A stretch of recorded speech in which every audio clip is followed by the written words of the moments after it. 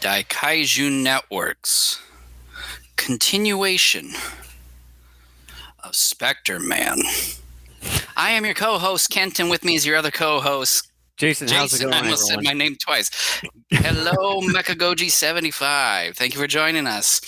So we are continuing our coverage of Spectreman, and today we're covering episodes 13 through 15. But before we get on with that discussion, Jason, what is the housekeeping? Well, everyone should know the housekeeping part here is you can find everything on Daikaiju Network in one place at our link tree link there /Daikaiju Network. And we're also on video platforms besides YouTube. We're on Twitch, Rumble, Facebook Live, and as well as Odyssey. And we have audio versions of our episodes on Spotify, Apple Podcasts, Google Podcasts, iHeartRadio, as well as TuneIn. And we both have video and audio versions of our episodes at our own website at daikaijunetwork.com. That's awesome, Mechagoji, that you got your own series of Spectreman and Mirrorman. You can follow along with us and join the discussion.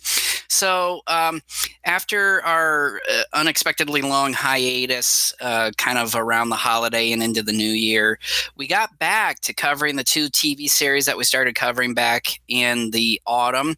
And so a couple weeks ago, we continued our Kamen Rider series. We did episodes 13 through 15 of that 2 weeks ago. And again, like I said, now we're doing 13 through 15 of Spectreman. Speaking of Kamen Rider, apparently there is now a theatrical date in Japan for the upcoming Shin Kamen Rider by Hideaki Anno. God help us. And so it's going to be March of next year. So I thought it was this year. What? I thought it was just this year. Let's do research. It's like every episode we have research here.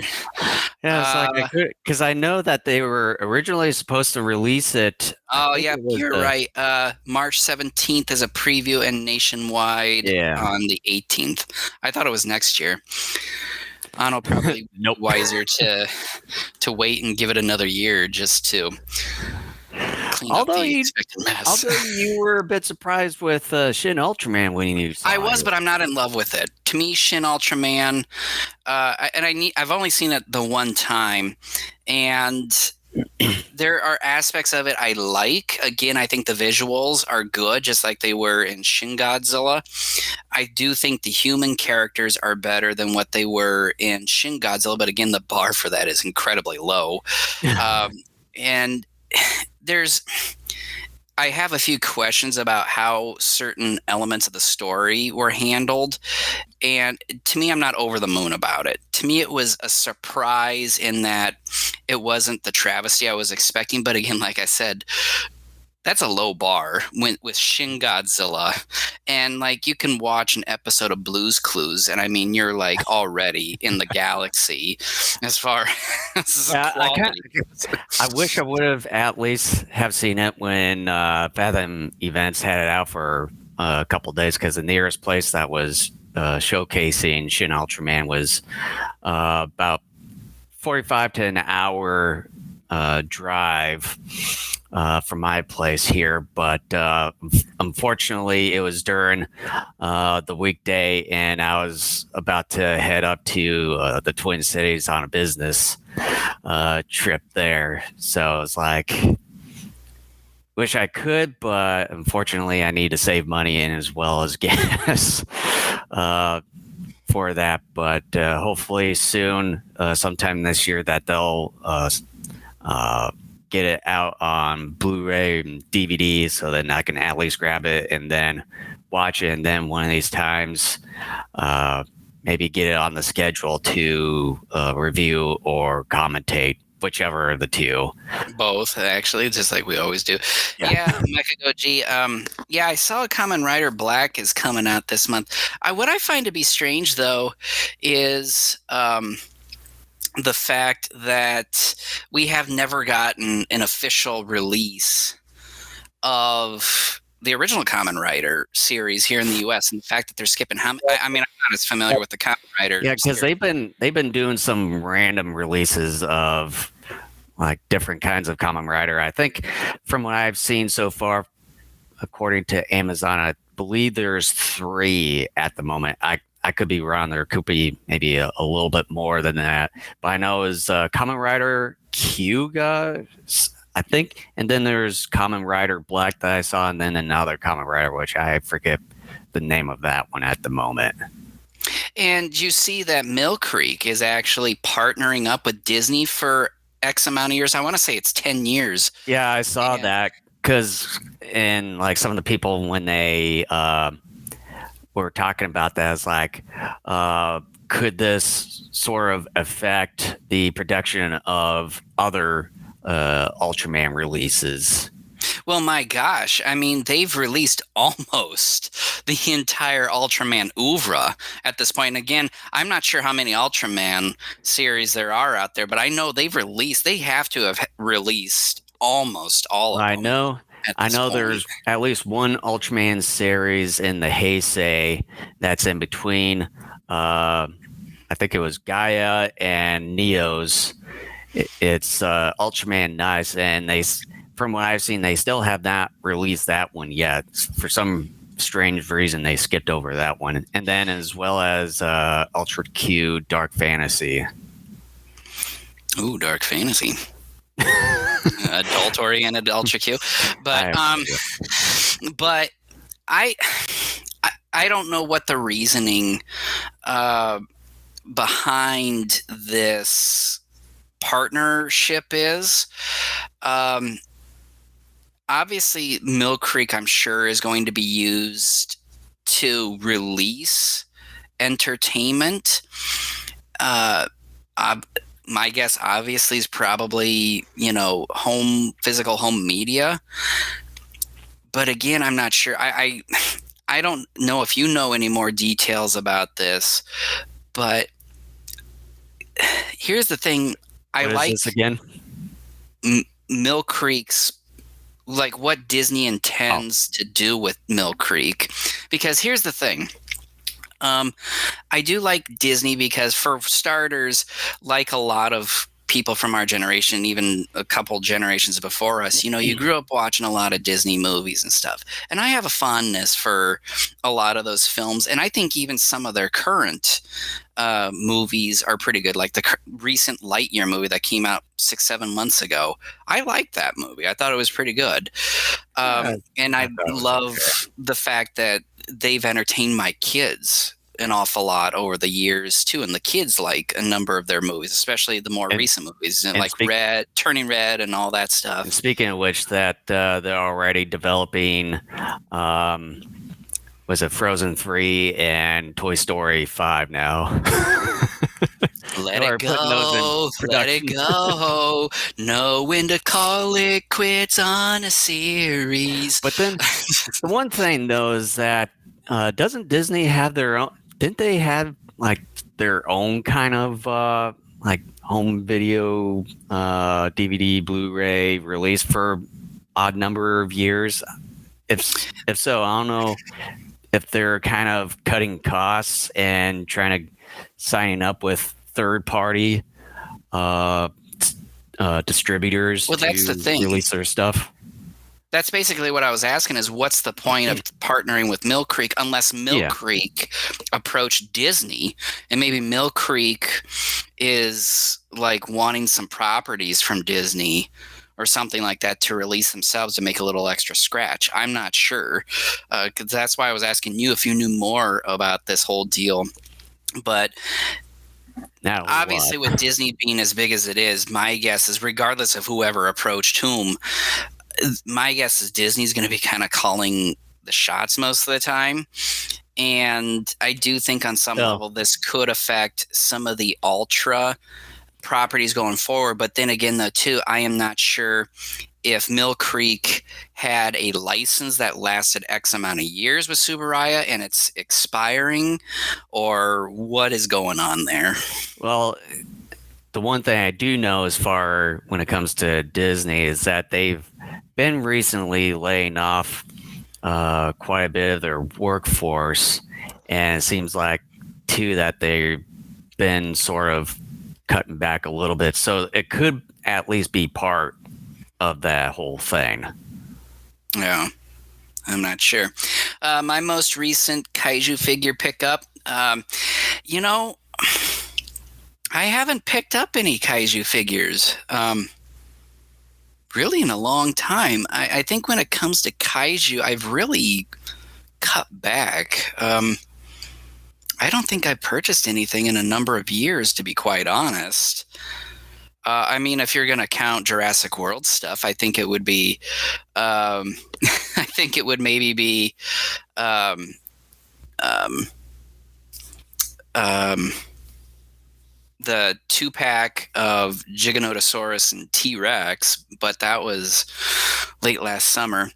By the way, on my end, now I've lost the chat box. It says, looks like your embedded link is invalid. Visit the chat settings and grab a new one. So I can't see. Well, I don't know if you can see the one that's on the screen here. Well, I saw something from a bot. Yeah, I removed that one. Oh, so that's probably it.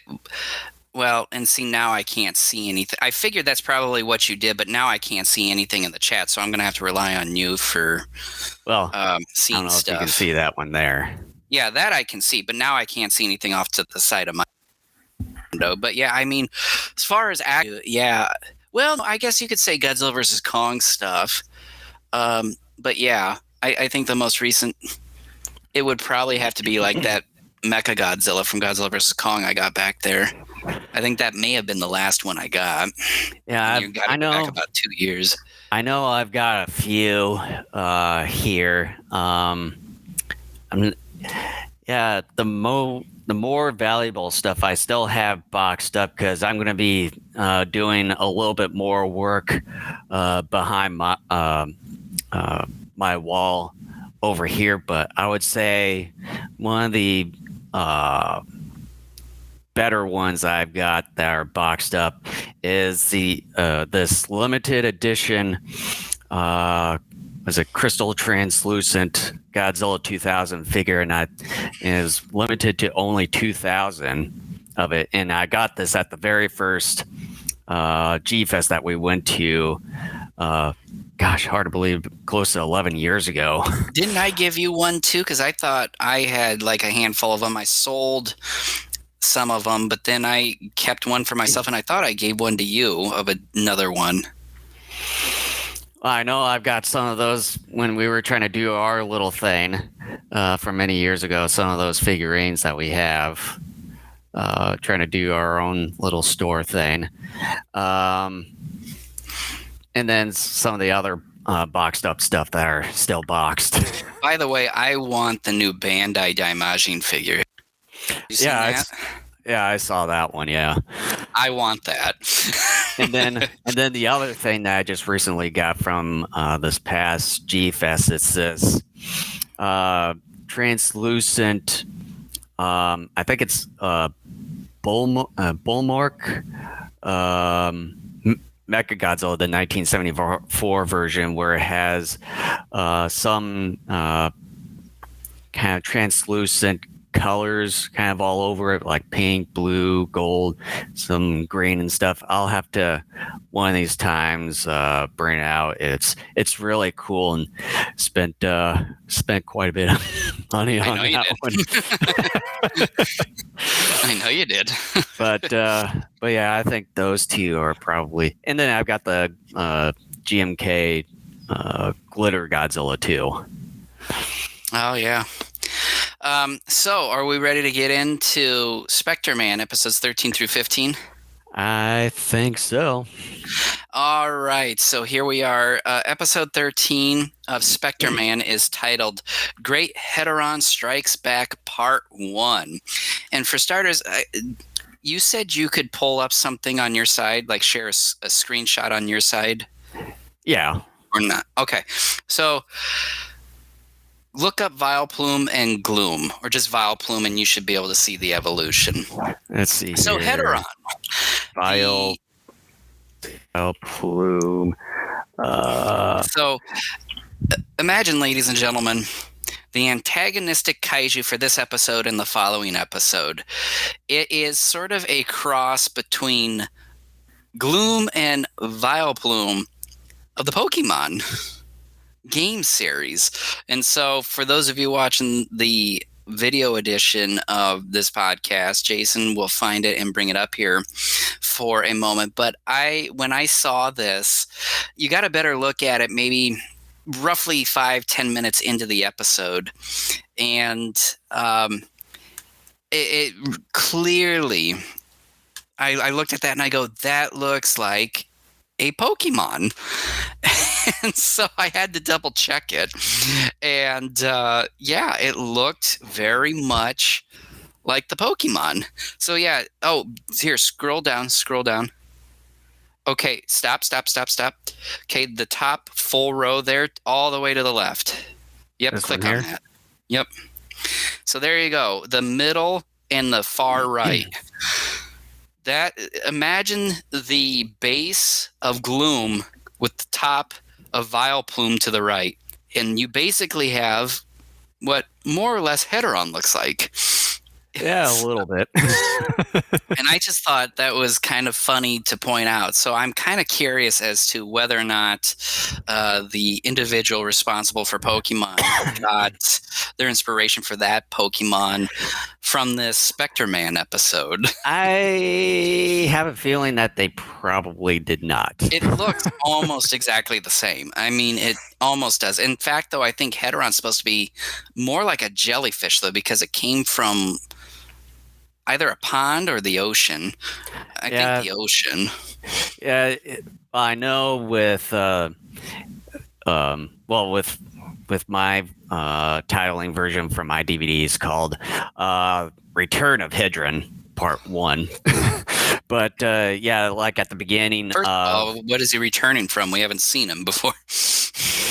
Well, they were saying that there was another Hydron before Plot this hole. one here. If I can take a look here, yeah, it was episode 2, The Horror of Hydron, where it Really? was. Yeah, it was the. It was the monster that was made out of pollution, and let's see here. I thought that name sounded familiar, but I thought it was an entirely different creature. They just recycled the name. That's what I thought.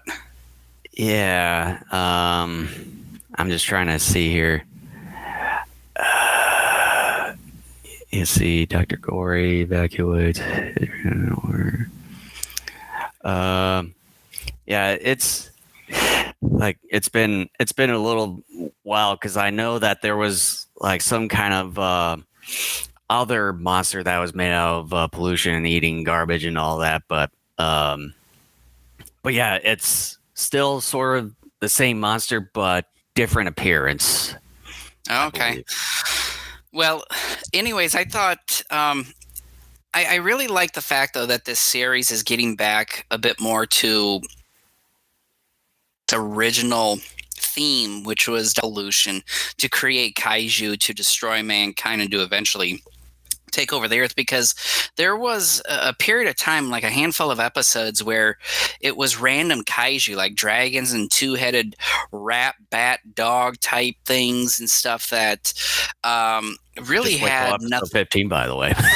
Yeah, and yeah, that, though, we could maybe say that toxic waste had something to do with it, but but by and large, there was a period of time where the kaiju were just kind of random. You know, it was almost like like an Ultraman episode where you just have a random kaiju show up.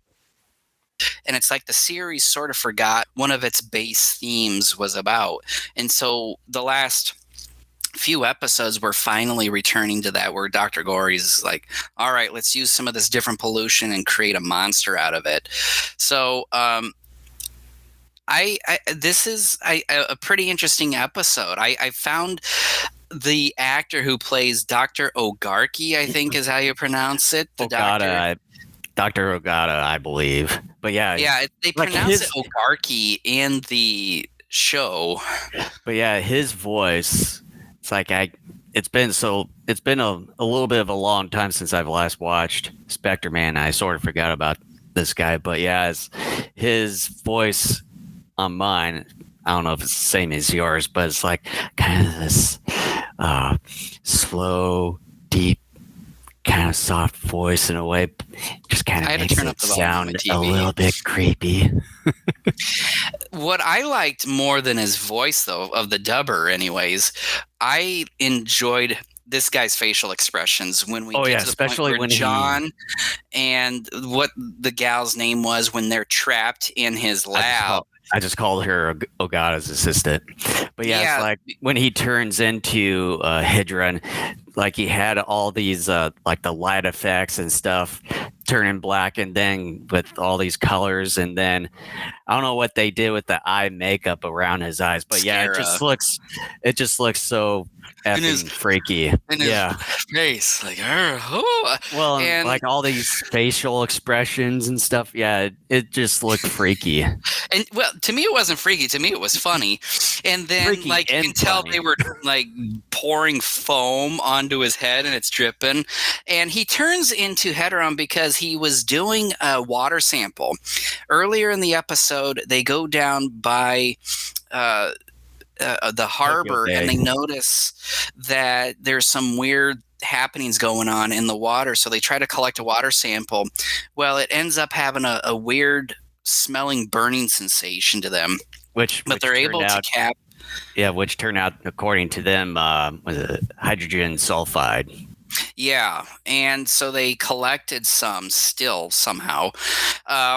And so he's looking it over in a test tube. Well, some of this, I guess, became sentient and crawled its way up through a drain and into the sink. And it's like, okay, for starters, that's not how water and all that works. But anyways, it goes up into his sink in his lab, comes out, and it attacks him.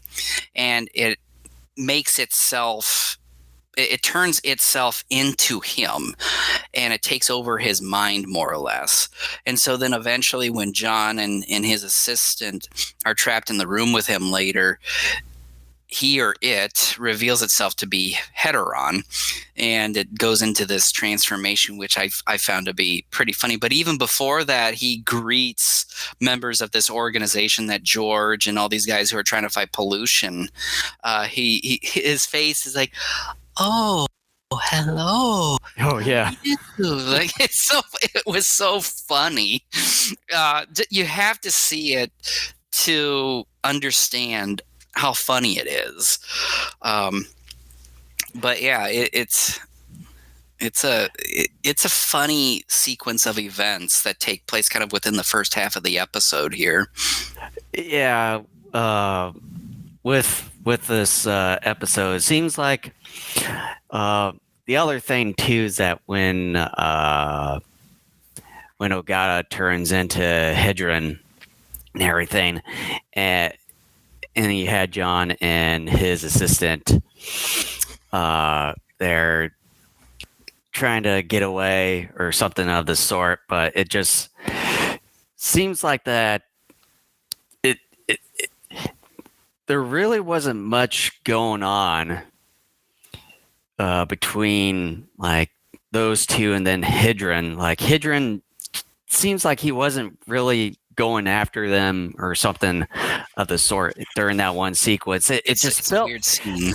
Yeah, it just felt really odd and like oddly placed or acted or executed in a way. It just, and then it's like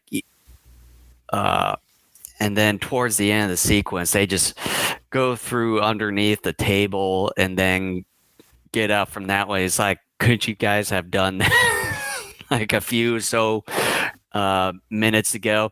And then I also liked some of the sequences when they were going down the stairs or something. And then you had all the like the debris from the building coming down, and you can obviously tell it's all foam because you can see like they were supposed to be heavy, but they actually weren't. It's bouncing around and bouncing around. And then I think it might have been in this episode or the next episode after this one where John was trying to put a goddess assistant kind of sitting her up in a way, and you had one of the debris kind of right on the stairs, but then when he moved her towards the staircase, you can see that debris just easily move without no effort at all. But yeah, it just seemed like not. Oh, the other thing is that when Hedron faces Spectreman, and he kind of has a struggle, it just didn't seem like he didn't have a whole lot of effort in confronting Hedron, and it's like all of a sudden, oh, I lost. Yeah, you covered quite a few things there.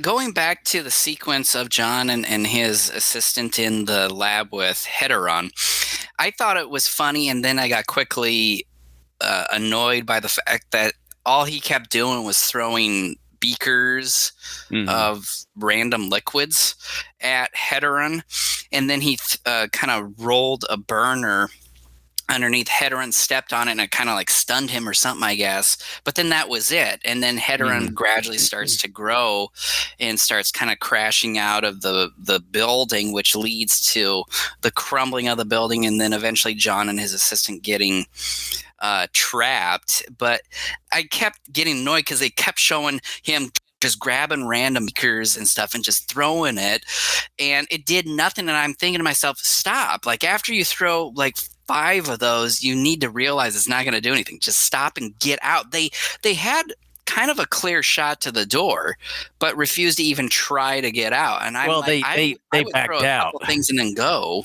Well, they were moving towards it, but then they backed out. Well, it's due Which was to a dumb idea. One of Hedron's tentacles being there, spewing out some stuff.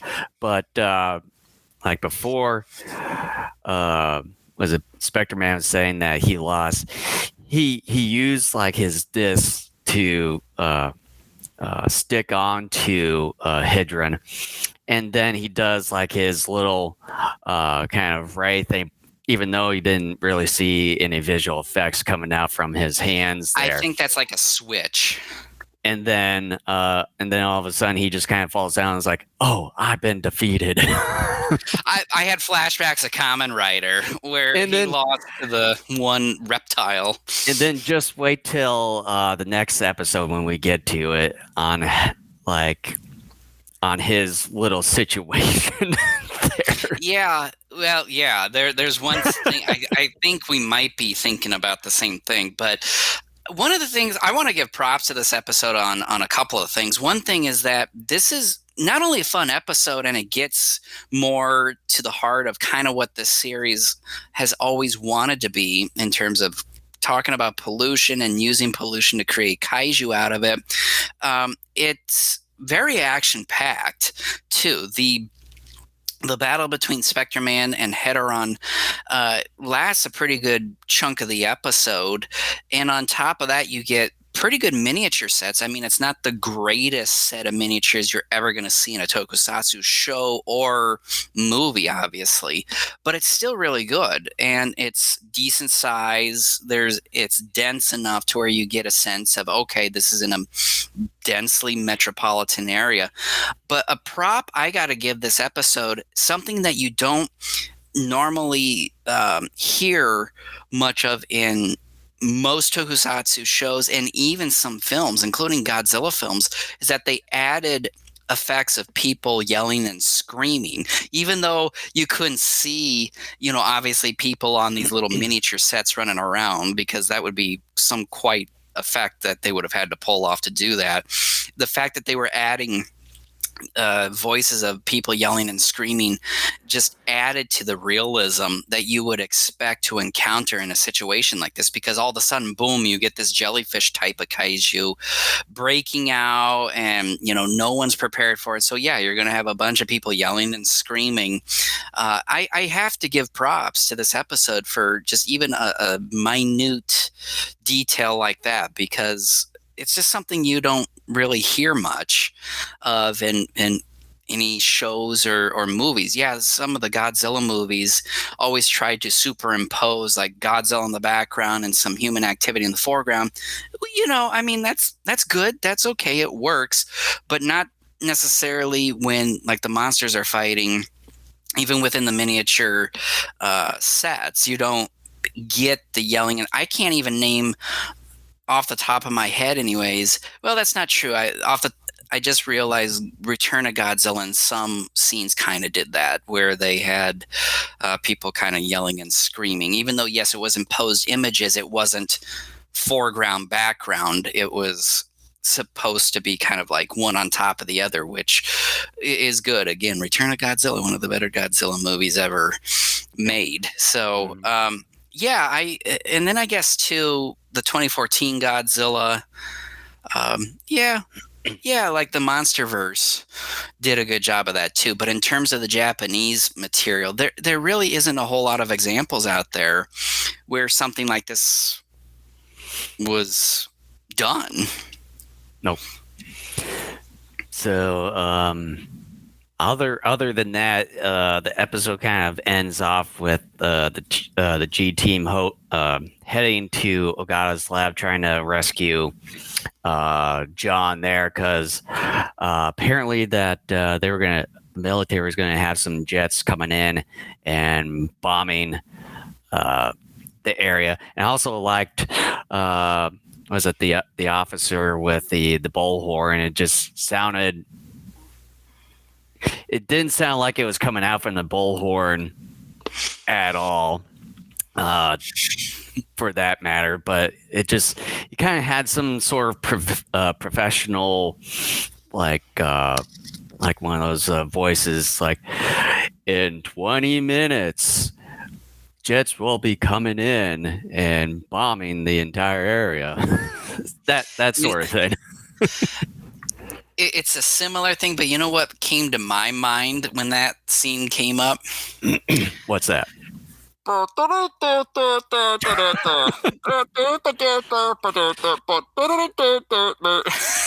And for those of you who are not familiar with that, you have to watch the Lake Texarkana version of Gamera 2.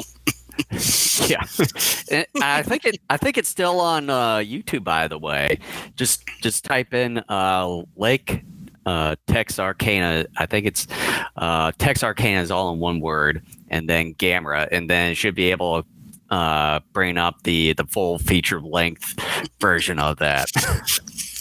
I still think that's one of the better kaiju movies ever made. And then all it is just a complete redubbing by and large of the movie. I know a lot of people hate it, but it's like, oh no, it was so funny though. It was when ADV was still around distributing videos and all that, and they had the rights to distribute Gamera 2, and they had their team like, oh, let's just kind of do like kind of a riffing, but with dubbing the entire cast for the entire movie. I will say though, like kind of once you reach the halfway marker of that version, it doesn't get as funny anymore. They just kind of ran out of steam with the jokes for the most part. Sort of towards the end of it, yeah. And then they had kind of this running gag throughout the entire film where it's like, holy crap, sort of thing. Like I would say the first handful of times it's really funny, but then when you get towards the end, when they do some more of that, it kind of runs its course. It's like, if you just do it maybe a few times, yeah, that's really funny. And then maybe if you do other different things, then yeah. Yeah, it's sort of like a Marvel movie where they beat you over the head with the same one or two jokes, and then after a while, it gets old. Gamera 2 is your favorite? Yeah, I like it too. It's one of my favorite kaiju movies. I think the first two Heisei Gamera movies, and I think I've talked about this before, the first two Heisei Gamera movies I think are actually better than Part 3. Part 3, yes, I will say is a better made movie in some respects, but I think I don't think the action execution and elements of the story are as exciting as they thought it would be. When I first saw that movie for a handful of years, yeah, I was all over that. I'm like, this is one of the greatest kaiju movies Yeah. ever made. But then the more I've watched it, the more I'm going, I think Gamera and Gamera 2 are actually better films. They're not, in terms of production, they're not the high quality that part 3 is. But I think in terms of story and even characters, they're better, in my opinion. And with us talking about the Lake Texarkana version, if you go back, like if you watch that maybe once or maybe a couple other times, and then go back to watching the actual Gamera 2 film, you don't really look at it the same way again after watching Lake Texarkana Gamera. I guarantee you, I have watched the Lake Texarkana version more times than I have any other version of that movie. And every time I try to just watch it straight, I still find myself chuckling in spots just because I'm expecting certain dialogue to come out. Like when they're trying to cut into one of the Legion maggots and it has like a muscle spasm, I'm expecting the colonel or whatever he is to say, "Dumbass." That doesn't happen. Or like when one of them is in one of the generals in the military tent there, and he says, "I got my own turtle head poking." Yeah. Or the high-ranking commander, like at the end, you expect him to sound like a child. Yeah. And he doesn't. But anyways, we're kind of getting sidetracked. Getting back to Spectreman. Thank you for indulging us here. But do we want to go into final thoughts and a rating for episode 13 here? Yeah. All right. Mine is pretty short and to the point here. A fun, let me start that over again. A fun, goofy episode that gets back to basics of what makes a show like this a lot of fun. The miniatures are fun to watch despite not being the best we've seen in tokusatsu, but there is a lot of action to be had, and I gave it an A-. Oh, wow. For me, it's a pretty decent episode where there are some areas that it felt like it was executed a bit weirdly, especially right after Dr. Ogata transforms into Hedron, and then you had John and Ogata's assistant kind of awkwardly in the room, like weren't quite seemed like that they at first not really doing as much. Thought about trying to get out, but then couldn't.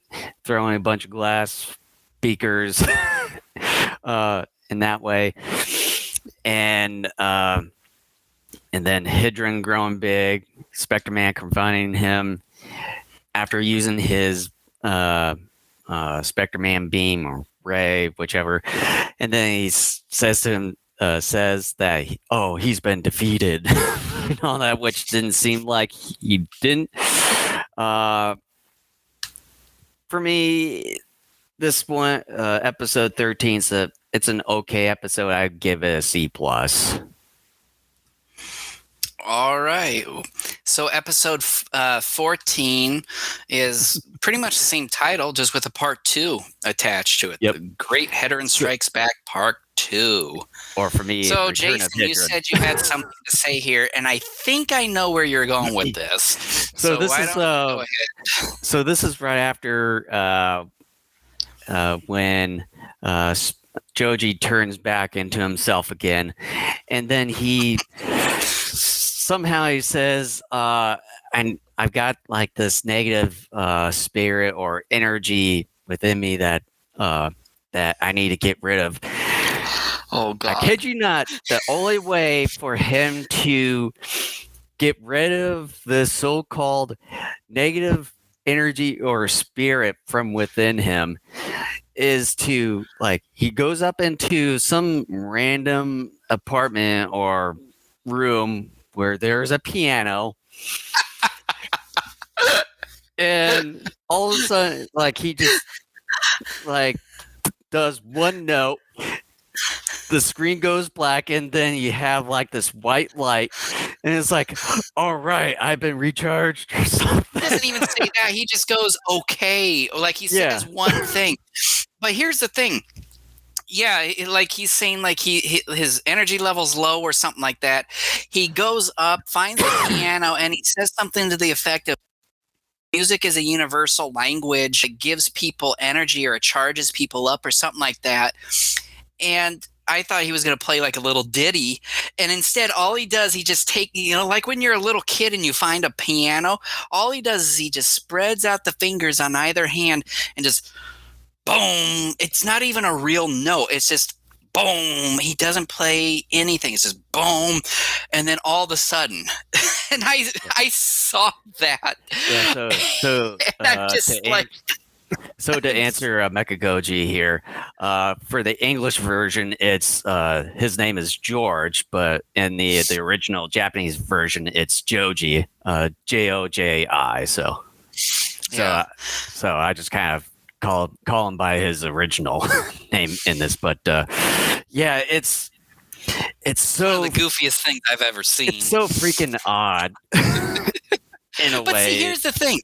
This is what shows like Kamen Rider and Spectreman are about. It's not just about some type of superhero fighting kaiju or weird mutants or anything like that. It is about the absurdity of everything.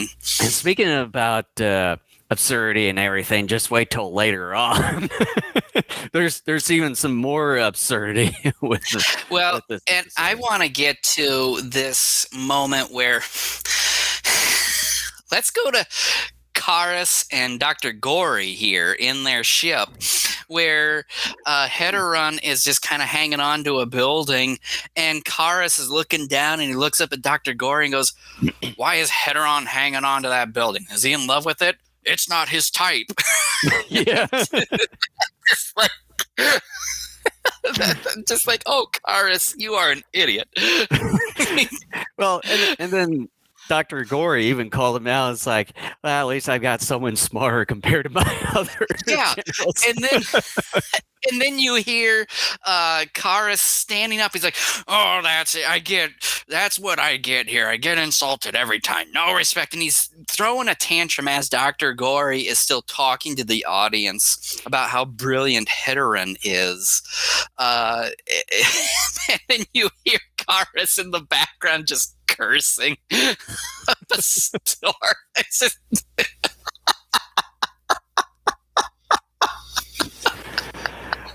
but anyway, this episode is the funniest episode, and we've had some funny episodes of Spectreman so far. Oh my gosh. But after that, we had Dr. Gory filling the sky with smog to protect Hedron.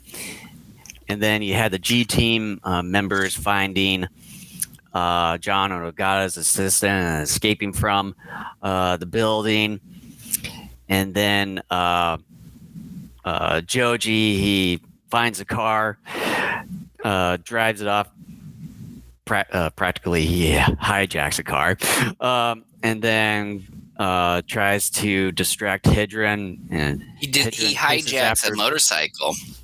Well, that's after he hijacks the car here. And then it's a bit funny. One of the scenes where you had one of the Hedron tentacles and stuff right behind the vehicle. I think that they actually tied a string up to that vehicle and just had the tentacle just being dragged along the road there, which is makes sense. Funny. And then got to the point where, like, for whatever reason, it doesn't really show it, but like he had really weird camera shaking and all that. That Joji all of a sudden just like gets scared and then like drives off the road and then gets out of the car, and then the car just explodes for no reason whatsoever. It's like he didn't hit anything. All he did is just go off the road like into maybe a little patch of prairie grass or field, it just explodes. Spontaneously combusts. It just, and I've said this before, it's so stupid, but at the same time, I love it because it is so ridiculous. Again, I come to this stuff expecting this, and with this particular episode, I am not disappointed. I want to go back to that motorcycle bit for a second where he hijacks that motorcycle. He gets out of this ambulance that he's in along with a couple of his buddies. And so he runs up to this couple, a man and a woman. They got a motorcycle. He steals it, and the man and the woman are just kind of like, Yeah, that's fine. they just watch him. They don't even try to get the motorcycle back. They let him take it. It's so funny. I love this episode so much. And then right after that, well, he takes the motorcycle ahead towards the airport, and this is another absurd. Another absurd sequence here. So you had Joji trying to go to different planes to try to get into it, and then until he finds an airplane that he can get in, flies up, circles around Hydron, and then he opens up the right side door, and then just tumbles right, jumps out. He just jumps out like a wheel car or some sort. And I wrote in my notes, I go, wait a minute, what's the point here? Because typically in situations like this, the main character will either talk to himself as a means of explaining it to the audience, or he's telling someone else, like over a radio, what he's going to do. Instead, he just gets in this plane, like you said, flies around, and then jumps out. And then you had Overlord coming in, speaking to him. It's like, I have a plan, Spectreman. Get ready. Get ready to transform. That's the funny thing is okay, Joji just decided he's going to jump out, and whatever the fuck happens. He had no plan. There was no plan. He just jumped out, and you see, and he's just kind of falling, and it's just like, okay, we'll just see whatever works here. And then Overlord just so happens at the right moment comes in and talks to him about, hey, here's what we're going to do. And well, you don't even hear what they were going to do, but then you had Joji transform into Spectreman again, fighting Hydron practically the same way he did right when he got quote-unquote defeated in the previous episode. But the only thing is that when he was laying on the ground there, and then Hydron going on top of Spectreman, all of a sudden you do hear what they were going to do, mainly from Overlord, is that they were going to recharge Spectreman's circuit to electrocute Hydron, and that's the way that they defeat Hydron. That's, Spectreman pretty much did the same thing they did, throw those discs and then do like his Spectre beam or ray, whichever it is, and then he falls down, without any charge left. Pretty much did the same thing. Only Overlord was the one that basically did the electrocution by recharging Spectreman circuits. Joji was just going to commit suicide otherwise. There was no plan. He just thought, it's a really good idea just to get up in a plane and jump out, and whatever happens, happens. Yeah, I'm probably going to die, but who cares? There was no plan by Joji. Nothing. He explained nothing to the audience or to any of his comrades as far as, this is what I'm going to do. And yes, we know as the audience he's Spectreman, but it's like, again, typically in situations like this, the main character either talks to himself, which is another way of the character talking to the audience, or he tells someone who's a friend of his what he's going to do, also informs the audience of what he's going to do. That didn't happen. All we just see, that's what he does. And then right after Hydron gets defeated, get Dr. Gore is like, oh, I win anyways. and is like, oh, I can create more monsters and stuff. It's like, well, we already know that. We've Yeah, been we seeing got it like for the 50 more past. episodes here. It's like we've been seeing it for the past 14 episodes. Yeah. So it's like, I don't know why you still win anyways, even though like Spectreman just He's the keeps on villain. defeating them. He doesn't play nice. He's petty. By the way, though, to be serious for a moment, I have to give props again to the production crew of this series, because that airport scene involving Heteron and later Spectreman is a gorgeous airport sequence with the watchtower, the airport itself, and all the planes sitting there and the tarmac and all that. It's gorgeously put together. It's, to me, about as good as the airport sequence is in War of the Gargantuas from like 6 or 7 years earlier. It's done very well. It's one of my favorite scenes visually in this series up to this point. So, yeah, that's basically end of the episode once Overlord pretty much uses Spectreman to electrocute Hedron. So, yeah. So, otherwise, is there anything else you want to add, or should we just finish up and then give our rating to episode 14? I think I'm gonna upgrade my score for this. I sort of did too. For mine, I'm gonna have after to. talking about this. So, did you want to go first? Yeah, with this one, it had much more energy to the episode compared to the previous one. Really? Oh. And much more absurdity, which added to the episode, which is always kind of that Spectreman episode that you were always looking for. It's just the craziness and the absurdity to it, which always adds character to this kind of series.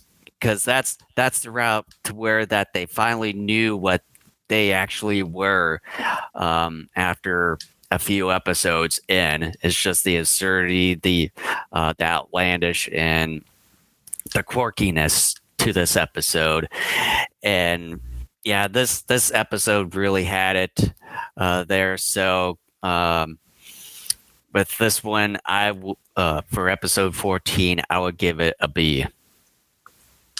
So, what was your original grade? Mine was just a C. Okay. So, yeah, I'm going to upgrade my grade too. So, what this episode lacks in action compared to the previous episode, it makes up for in humor. The airport sequence was beautifully realized and executed, but the battle was short-lived. I still don't understand why Gory was so up in arms about Heteron, since it didn't even seem to be as powerful as some previous creatures he created. Not a bad episode, but a bit lacking in action. And I'm going to upgrade my letter grade for this to an A, because, again, of the absurdity and humor, and my original minus. Oh, okay. All right, so episode 15, and the final episode we are going to discuss for this podcast episode, is titled A Massive Earthquake Levels Tokyo. And mine is just called Magnetron Part 1, Target Tokyo. Ooh. All righty. So let's talk about Magnetron for a second. I love this kaiju. And I love it for a couple different reasons. I like the fact that it's a mole. And the mole arms it has, I think, are pretty cool for weapons. I like the design of it and how it's made. But here's another thing that I like about Magnetron. Its ass is a catfish's head. Yep. half mole, half catfish. So if you've seen or heard of was it the Nickelodeon cartoon show back in the 90s, Cat Dog? Yep. It sort of had it was sort of like that with Magnetron, where one side one half of it was a mole, and then the other half on the other side was a catfish. So it was sort of like that in a way. Yeah, I initially when they were talking about after Magnetron makes his first appearance, they talk about a catfish. And I'm going, Yeah, what are you talking about? That looks like a mole. I just saw nothing, a catfish. And I thought to myself, oh, like, is its butt like a catfish's tail or but it's something like, like that? And it wasn't until you got a better look at it later in the episode, you're like, oh my God, its ass is a catfish's head.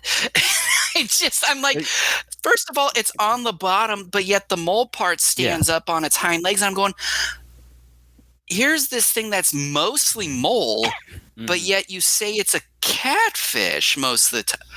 This is weird. Yeah, and yeah, it's like the episode opens up where you had these two campers out in the middle of nowhere, and then you had this massive earthquake where Dr. Gory had an artificial did it artificially, and then you had Megatron come out from the ground, pretty much swallowing up this small village in Japan there. But yeah, it's like I was the same way too when you had some of the people talking about it. And I think it was the kid from the son of the G Team boss there who first mentioned like something about it being a catfish. I was the same way too. It's like I didn't really see a catfish, and then Dr. Gory mentioned about combining a mole and a catfish too, and I'm just like, where's the catfish part? Even though I've seen this episode a long time ago, but sort of forgot about it since then. But then, yeah, later on, you see the ass of Megatron there with the big ass face of the catfish. I was like, that makes sense now. I know. I love it. I love stuff like this where it's so, again, going back to what we've been saying with this particular podcast, the absurdity. I love it. It's just like, what was going through Dr. Gory's mind where he's like, we need something that'll dig. Moles are good diggers. And so what else do we need to do? You know what? We really don't need anything else, but just for the hell of it, let's put a catfish's head on its ass. That'll freak them out.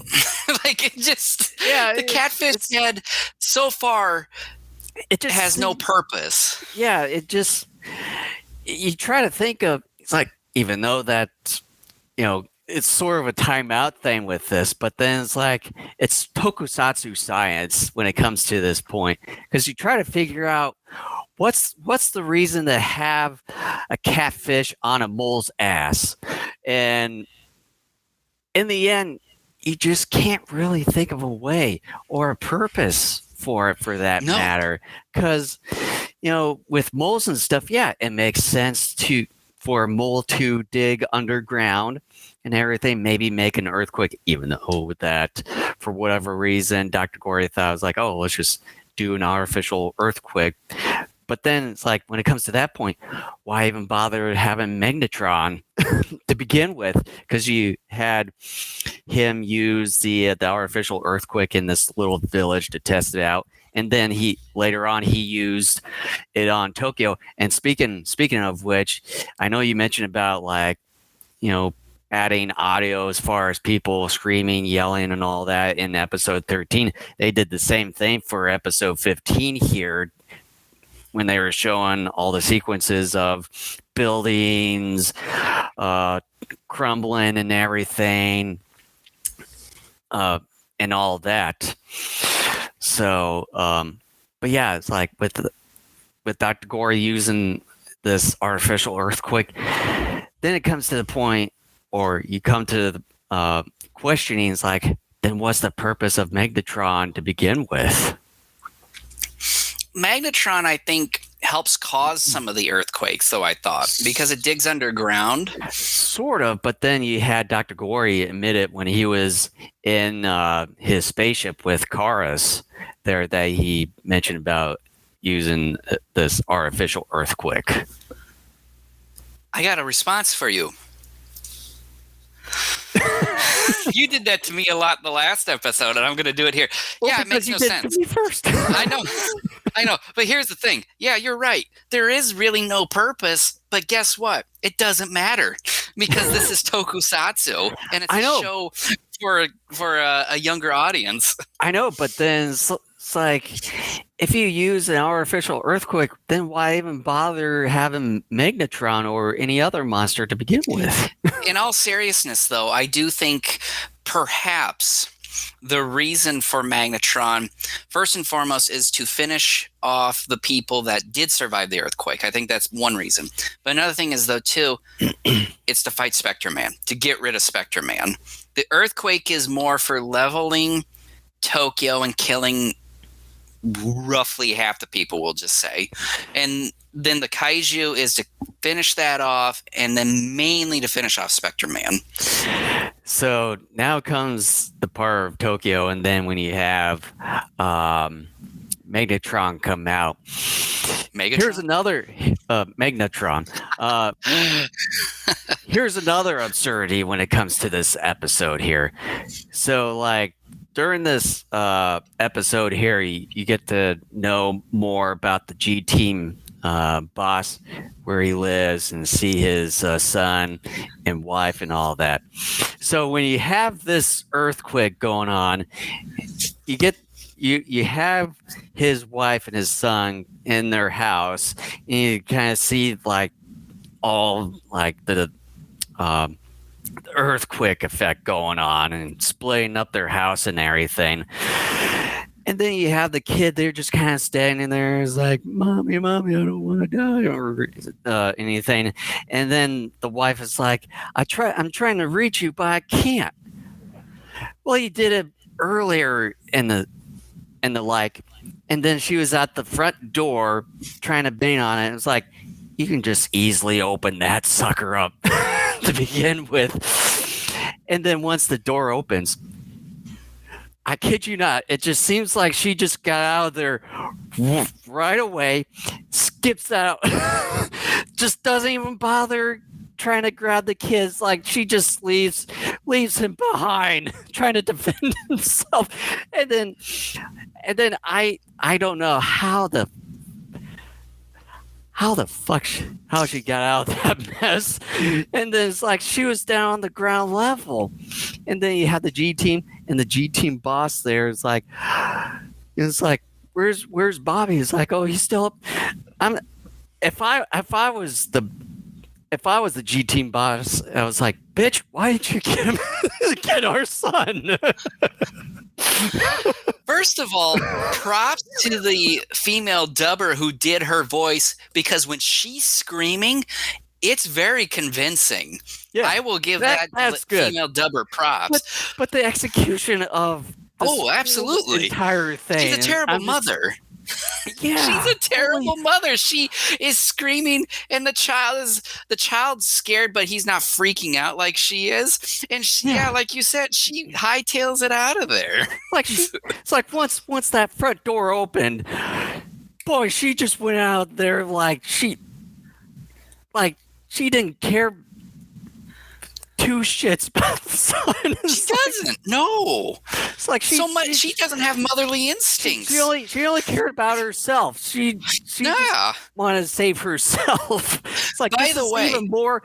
I would have to say, by far, of all the absurdity from what we've seen so far in this series, this has to be the most absurd thing ever. Question for you, and it goes back to like right as the earthquake is getting ready to start. Did your episode have this weird freeze frame moment with the inspector and a couple of his employees out there on the street just as the earthquake was starting? Mine sort of blacked out for just a second, and Mine then it's freeze framed. It had the inspector, his crew, and like some bystanders. They're kind of like tumbling around, and it freeze framed for like 1 or 2 seconds, something like that. And then it continued with the destruction of Tokyo by the earthquake. It yeah, was the weirdest thing. mine just blacked out for at around a second. What the hell was that about? Maybe it was just how the discs were made. So who knows? I don't know. I have a, because mine was different from yours, so it leads me to believe it wasn't the disc, it was how it was filmed. Either they intentionally did that, and maybe just with different releases they either blacked it out like with yours, or they freeze framed it like mine, or something happened during the actual filming where like maybe the film got messed up, and so they had to like put in this gap, and then splice the rest of it together. I don't know, but no, to me this isn't part of the story. It's not about the absurdity. I'm just curious as to I'm what's still doing going this on to you. here. But again, for the third straight time, props to the production crew on this episode, because they show a number of different miniature shots, buildings and bridges and all this stuff, collapsing and falling apart and all that. Again, I don't know if plethora is taking it too far or not, but I'm just going to say it. There's a plethora of miniatures again in this episode, and they're falling apart. It's a sight to behold. It's one of the reasons too why so many of us enjoy this genre, is to see buildings and all that stuff crumble and fall apart and what have you. So I really, once again, enjoyed the miniatures work. The biggest disappointment for me in this episode again has to deal with the final fight between Spectreman and I was Magnetron. going to get around to it because the one thing I wanted to mention before the bout between Spectreman and Magnetron here is that Magnetron gets up to the apartment complex where the inspector lives, and you have Magnetron about to destroy the building, but he's sort of short stopped himself, and then he sort of just stood there for maybe about a minute or so when Spectreman comes in and like beats the living hell out of him. Yeah. The thing is, though, too, is that, and I understand, look, this is part one of a second part episode, but and so hopefully part two of this will be a little bit better. But yeah, I was disappointed in how short the fight was. But then, like we were talking about near the top of this episode too, I was really hoping too for the catfish head to be a bit more involved. It seemed like a brief moment, but Yeah. When it tried snapping at him at one point, he just started karate chopping the top of it, and I'm going, well, not only karate that's chopping, lame. but also stopping his head too. Yeah, I'm hoping we get more of that, more participation of that aspect of Magnetron going into the second part of this story. The aspect. Yep. Oh man, this series, there are moments of it where you scratch your head and you're going, what the hell? But then at the same time, you are enjoying how I think sometimes intentionally hilarious it is too. So, all right, are we ready for final thoughts and a rating here? Yes. All right, I think I'll go ahead and go first this time. An episode with a unique kaiju antagonist. The episode is middle of the road otherwise. Magnetron has a unique design, and I'm hoping we see more of the catfish headbutt get involved more in the following episode. The miniatures here are probably the most numerous in a while and are wonderful to see. The fact, too, that the production got how many dozens of people to panic as the earthquake took place is impressive as well. The battle between Spectreman and Tron was dull, but this isn't the end. Still, at least for this particular episode, it wasn't all that exciting. I'm hoping the next episode can fulfill the fight sequences along with the already magnificent miniature work that was on display here, and I gave it a C+. Yeah, with this episode, like, man, just the inspector's wife just ditching their kid and everything. I think that's just the one thing that's really burning, like, really sticking into my head at this point when it comes to this episode. And yeah, the final bout it's mediocre at best, but yeah, just the wife just ditching their kids. I think it's just the highlight of this episode. It's just so absurd. It's like, why?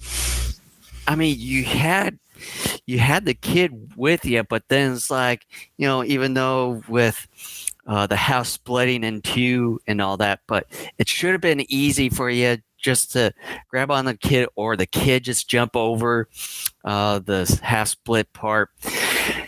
But it's like, well, I would say 70% the wife just ditching their kid, but then the 30% is like the kid should have at least taken the effort and trying to jump over to get to the mother there. But my God, I can't get over that whole sequence of it. It's Yep. It sort of ruined the whole episode for me, is how that whole thing was just so executed for me. So with this one, I had an original grade, but I kind of was going back and forth on how I want to grade it. So I've set my final grade for episode 15 to C-, where I had my original grade at a D.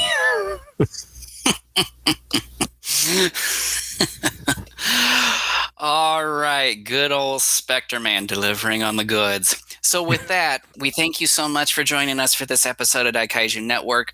In a couple of weeks, we'll be back discussing Kamen Rider episodes 16 through 18.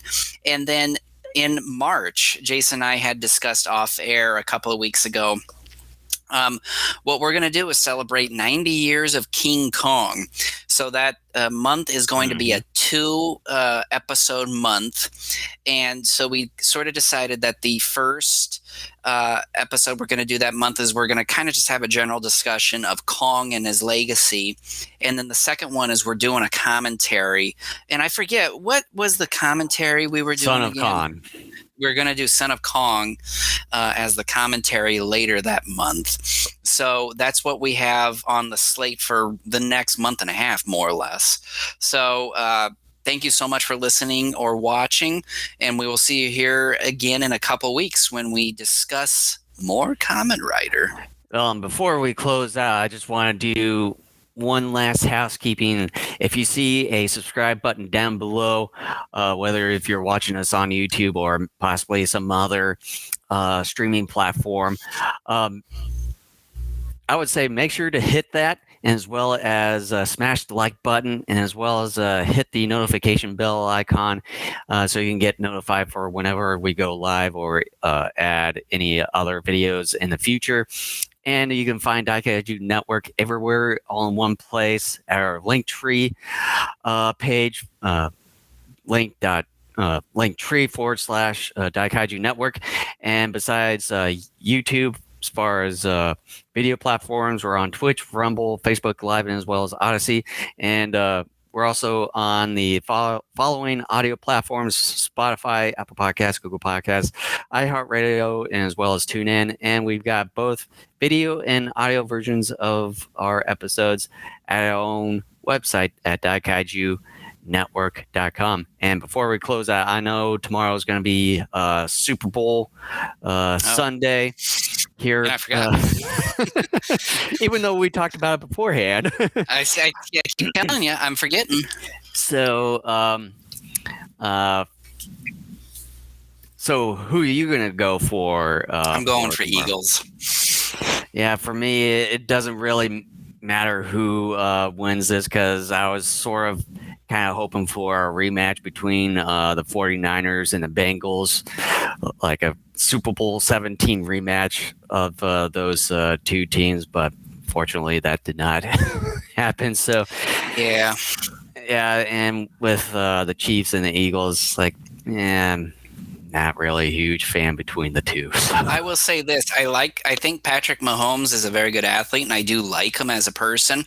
I'm just so sick and tired of all of a sudden magically everyone's a Chiefs fan, it seems like.